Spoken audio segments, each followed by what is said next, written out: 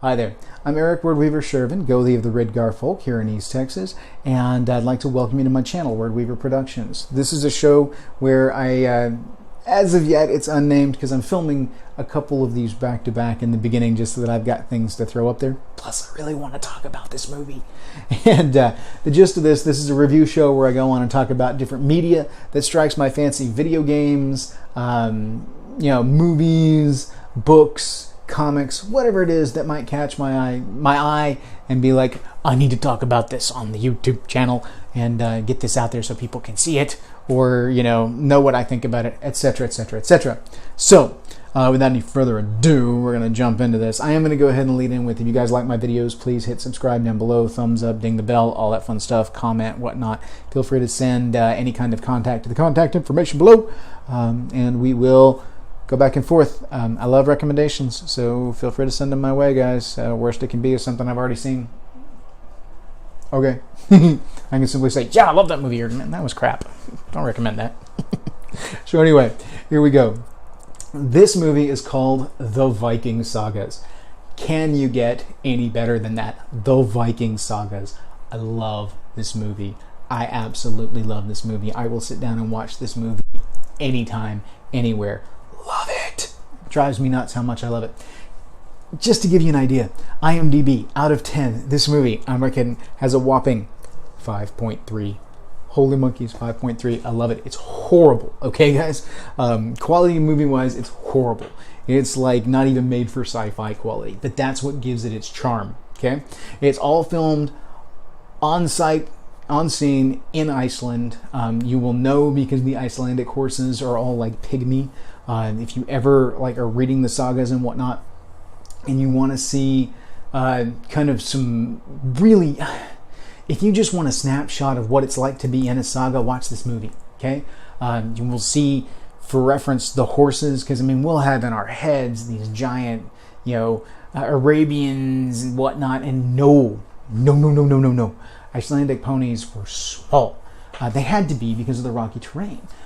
So you get in here, and before we get any further, let me talk about some of the specifics on the movie, okay? Some of the background stuff. It is rated R. There is some nudity in this, so heads up. There is some mild sexuality. There is some violence, but trust me, it's not going to traumatize anyone. The choreography on the violence is so horrible. I take it from a guy who used to do stage choreography for sword fights and things like that. The choreography on the fights are so horrible that it's laughable, and I love it because I can geek out about it. This is the kind of movie that's so bad it's good, okay? Plus, redeeming on a heathen element, okay? So, the rated R aspect of things, don't worry about it from a violent standpoint. It's not like you're watching something where you're going to be seeing a ton of heads split open and things like that. You're not watching a John Wick kind of thing. And it's some mild nudity in two main spots that I can think of off the top of my head. It's been a little while since I've watched this one. But there's a couple of spots of some sexuality and nudity, all focused around one character, effectively. So, if you're dealing with kids and everything, I recommend watching the movie first before you show it to your kids, mostly because I think pacing-wise, kids are not going to be interested in this movie. It's a very slow movie. It's a very kind of, if you ever watched old-school BBC films, that's the feel that this has. It's a slower kind of pace. It's very, very story-driven, very, very character-driven, not big on the action, so much so the action is laughably horrible. The movie came out in 1995, okay? That should give you kind of an idea of what we're dealing with, all right? This movie is like 24 years old. It's fantastic. You're going like hokier than Xena and Hercules kind of stuff, okay? There's no CGI. No CGI in this movie at all. This movie is entirely practical effects because there's nothing to CGI. It's people. People, spears, swords, all of that, okay? The reason that I reference kind of the Hercules and Xena thing is because it's kind of got that feel, but not as hokey, not as campy. Ralph Moiler is the main actor, and this guy is a trip. He plays Kjartan, and oh, this is Icelandic as all get out, guys, let me tell you. Ralph Moeller plays the titular, the main character, and he was known. He's been in things like all kinds of action films back in the day, Universal Soldier, Cyborg, stuff like that. I mean, the guy's been in tons of stuff. He was even in, I want to say he was in the TV show Conan the Adventurer. Was that it? I'm pretty sure he was in Conan the Adventurer back in like the mid 90s. I'd have to go through here and find it all here. Yeah, he was Conan the series. He was Conan. And let me tell you, that is hokey. That is Hercules and Xena level hokey, and it was a lot of fun. But that should give you an idea of the quality of actor that we're dealing with here, because Ralph Moeller is the only one anybody would actually recognize out of this, unless you're from Iceland, because there's like 6 people in Iceland who actually act. Gudrun is played by Ingebjörg Steffendotter. She's really good for what she does. Keep in mind, the acting in this movie is horrible. Okay, I'm not going to sugarcoat this at all. The acting in this movie is horrible, but I love it. It's stilted, kind of awkward, but wonderful. Like I said, old school BBC kind of stuff. Sven Ole Thorsen plays Gunnar, one of my favorite characters ever. Love Gunnar. And then it goes on. There's Thor Wagfjord, Henrik Olafsson, Raymond Harmstorff, Magnus Jonsson. Tons of Icelandic, Scandinavian names in here that are just wonderful. Magnus the lawgiver, law speaker, is Rurik Haraldsson. I point him out because I love Magnus's character in here. Okay, this movie, holy monkeys, I can't even begin to hit all the points on here. Okay, I have talked about how bad it is. I have talked about how horrible the choreography is and how hokey the acting is. But when you sit down and watch this movie, if you're a fan of sagas, if you've read the Heimskringla, if you've read the Icelandic sagas, let's just look at the Icelandic sagas. If you have read the Icelandic sagas and you found yourself enjoying it, this is a movie for you. Because while it is only loosely based on some of the characters from Icelandic sagas, I say that because they pull from a couple. I want to say they pull from some of the Vatnsdæla saga and the people of Laxardal. There's a couple of different ones in here. Kjartan actually comes from a different story than Gunnar. But Gunnar's story in the movie is pretty close to the Gunnar character in the sagas. It's like they went through and pulled these different characters, different elements from the sagas and then put them into I can't say an all-star cast because there's no like Egil or anything like that in here, but there's representations of them. Everything down to evil warlord who comes in and takes over because it's feuding kings. It's actually chieftains. It's not. There's no kingdom yet. It's Iceland because Iceland's not the way Iceland does their Goldorts and stuff like that back in the day. It's very in keeping with that. It's basically a Goldort. Somebody comes in and wants to take over the Goldort and become chieftain of the place. They have representations of a lot of arch-heathen structures. There's a little bit of the heathenry itself that comes out, but not a whole lot, because religion is not the focus here. There are some elements in there, but like I said, religion is not the main focus because that's not what the movie's about. The movie's about telling the story, and it's very much a story of this, displaced young man, this violent, and there's a bit of gruesomeness in one of the early scenes. Kjartan's father has a fairly, because this is like within the first 10 minutes of the movie, so it's not spoilery. Kjartan's father dies early in the movie, and that's an important thing because he's got a rather gruesome death, and that can be too graphic for some kids. It's a practical effect, but it's nasty. nasty, and really impressive because I've actually seen some references to this particular form of death. So if you want a spoiler-free, all right, I am going to tell you to mute, and this is going to be the signal for mute. When I take my hand down, you can unmute. Ready? So we're going to mute in 5, 4, 3, as long as you don't want the spoiler. 2, and 1. All right, so the part that I didn't want anybody to know about that doesn't want the spoiler, I mean, it's in the first couple of minutes of the movie, but I don't care. I'm still giving you a heads up, is that Valgard, Kjartan's father, takes the walk, which if they take a post, they disembowel him, nail his intestines to the post, and he walks around the post, trailing his intestines the whole way. It's gruesome, it's nasty, and actually sets up the grounds for some legal play later on, because there's one of the sagas they pull from is... well, anyway, we'll go back and talk about that off mute, shall we? All right, so we're going to unmute in 3, 2, 1, unmute. All right, so hopefully you have figured out now to unmute. But anyway, I described the death of Kjartan's father.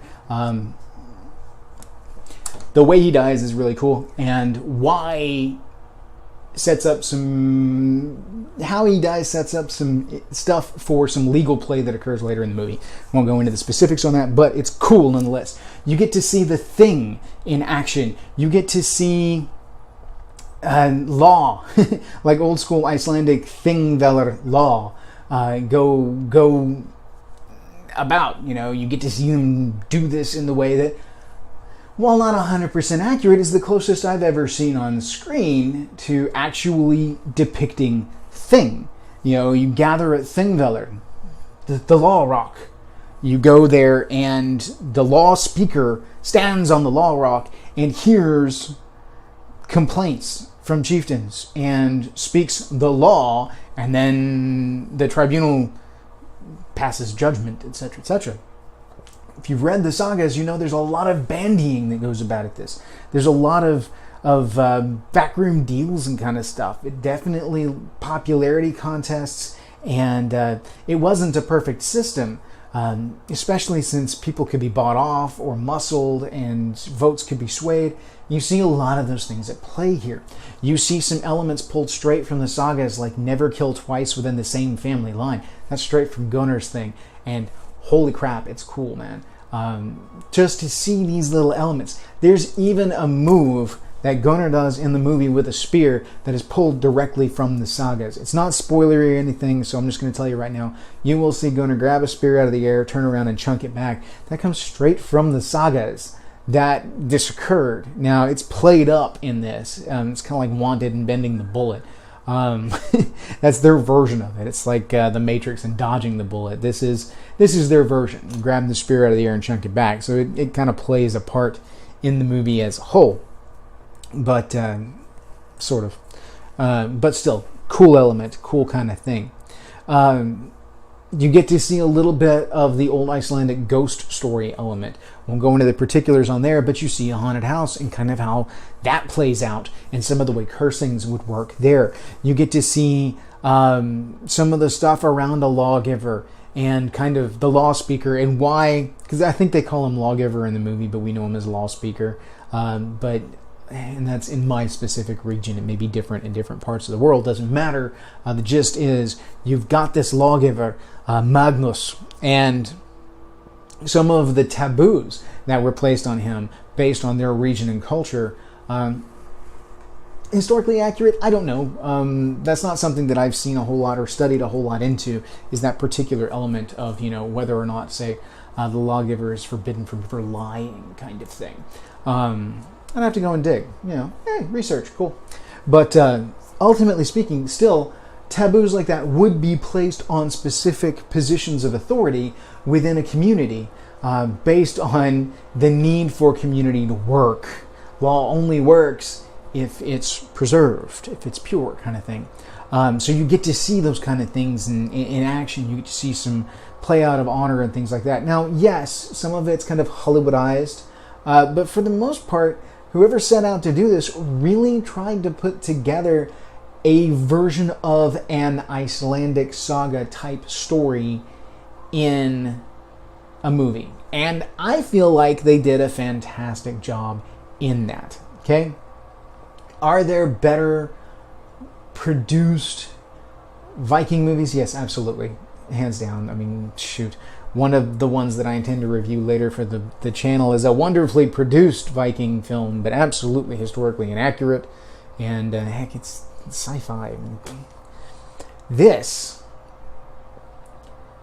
clothing. Okay, I like the fact that it's not all just, like Vikings, where it's all furs and stuff all the time. There's actually some fairly accurate clothing in instances. They dress for warmth because it's cold there.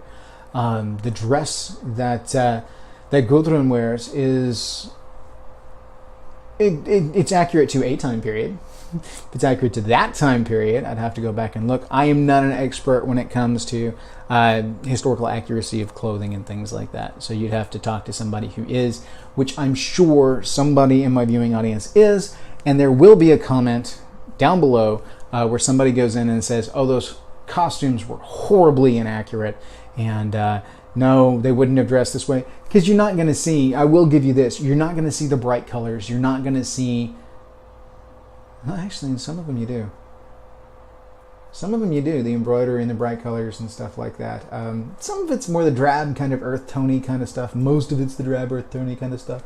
But the dress that Gudrun wears, while being a little bit more form-fitted than would have been accurate for that time period, is still descendant of that time period style dress. And it was, I think, made more form-fitting to be more attractive for the screen, etc., etc.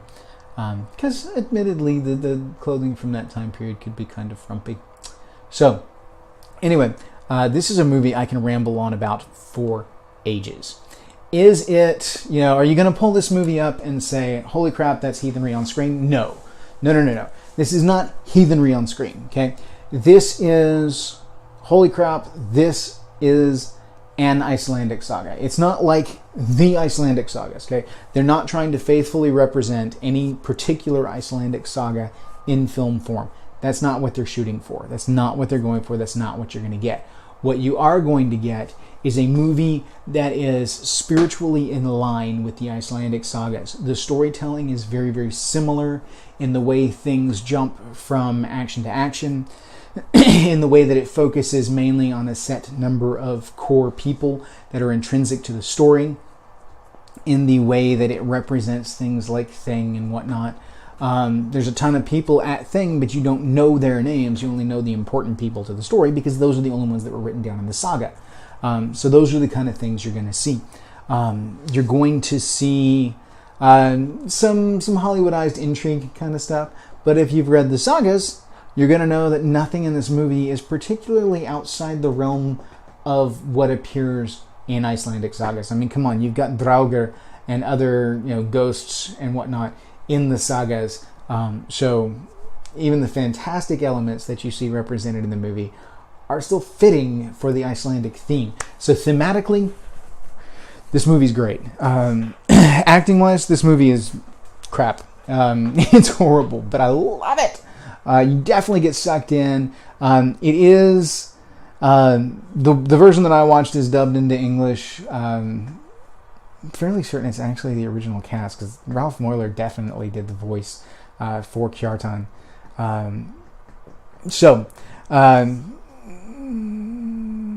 Yeah, I'd have to go back and check on the language aspect. But the version that I watched was definitely dubbed into English, or at least the spoken language was English. Wasn't that hard to find. Hopefully, this movie is also known as the Icelandic Sagas. In the U.S., it was released the 23rd of September, 1997, but it was released earlier than that overseas, 1995. Anyway, I have it both on VHS and DVD, so it's easy to find. It's directed by Michael Chapman. Michael Chapman did the story, Dale Hurd did the screenplay, and I've listed off all of the actors and whatnot for you already. I find the movie to be incredibly fun. It is not fast-paced. It is an hour and 23 minutes. and it feels like a long hour and 23 minutes. But still, it's awesome. I loved it. If you were a fan of the Icelandic sagas, watch this movie and you will feel like you're getting a sampler of Icelandic saga elements, and I think you will enjoy it. So without any further ado, I'm going to go ahead and cut on this particular review. We've gone 21 minutes. Nobody wants to listen to me talk about how awesome this movie is for another 10-15 minutes, which I could easily, because there's so much crammed into this movie. It's amazing. Just go watch the movie. Watch the movie, jump in, talk in the comments. If you've seen it, please give your interpretations below. Don't get me wrong, not a documentary, not historically accurate per se, as far as a lot of things go. But there's a lot of things they get right. It's not heathenry. It's of Vikings. It's the Viking Sagas. It's the Icelandic Sagas. The fact that overseas it's known as the Icelandic Sagas, I mean, they rebranded it the Viking Sagas so that it would sell in America, kind of thing. I mean, it was called the Icelandic Sagas overseas. It is fantastic, and it's horrible. I love it. I love it. I love it. I love it. I love it. I love it. I want to go home and watch this movie right now. I really do. So anyway, watch the movie. I hope you guys enjoy the show. I hope you guys like my reviews, and we'll come back for more fun and action in times to come. So I'm looking forward to cranking some of these out and seeing what you guys think. So, hail, thank you. May your ancestors smile on you.